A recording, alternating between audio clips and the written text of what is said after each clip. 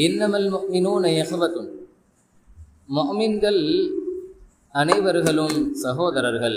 ஃபஅஸ்லிஹு பைன அஹவைக்கும், உங்களுடைய இரு சகோதரர்களுக்கு மத்தியிலே ஒரு இணக்கத்தை ஏற்படுத்துங்கள். வத்தகுல்லாஹ, அல்லாஹ்வை நீங்கள் பயந்து கொள்ளுங்கள். லஅல்லகும் துர்ஹமூன், நீங்கள் இரக்கம் காட்டப்படலாம் என்கிற இந்த வசனத்தை 49வது அத்தியாயத்திலே 10வது வசனமாக அல்லாஹு தஆலா குர்ஆனிலே குறிப்பிட்டு காட்டுகிறான்.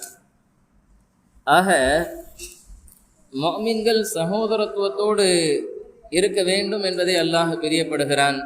இதைத்தான் பெருமானார் ஸல்லல்லாஹு அலைஹி வஸல்லம் அவர்களும் சொல்லித் தருவார்கள்.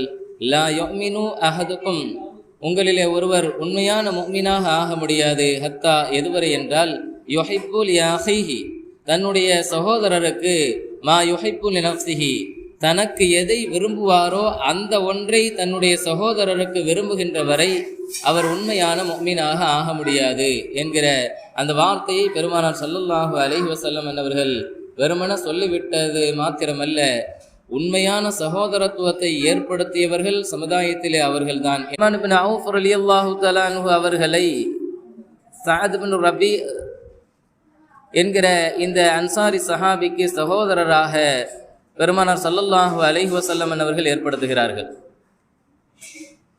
அப்துர் ரஹ்மான் இப்னு அவுஃப் ரலியல்லாஹு தஆலா அன்ஹு அவர்கள் மிகப்பெரிய ஒரு செல்வ பலம் படைத்த ஒரு சஹாபியாக இருந்தார்கள்.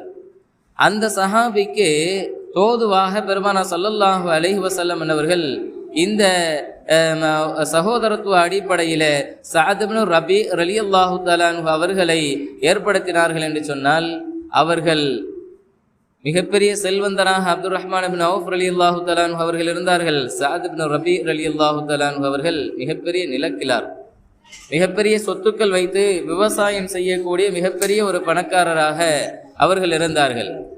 இருந்தாலும் கூட இந்த சகோதரத்துவத்தினுடைய வெளிப்பாடு, அதனுடைய பிரதிபலிப்பு பெருமானார் ஸல்லல்லாஹு அலைஹி வஸல்லம் அவர்கள் வார்த்தெடுத்த முறை இதுதான் என்பதை நமக்கு உணர்த்தும்.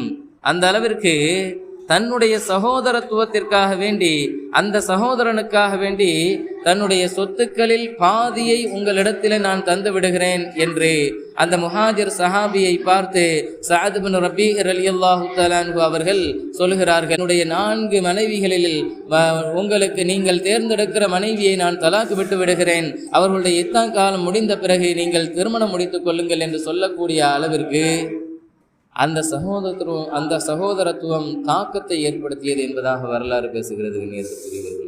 இதுதான் உண்மையான ஒரு முஃமினுடைய அடையாளம்.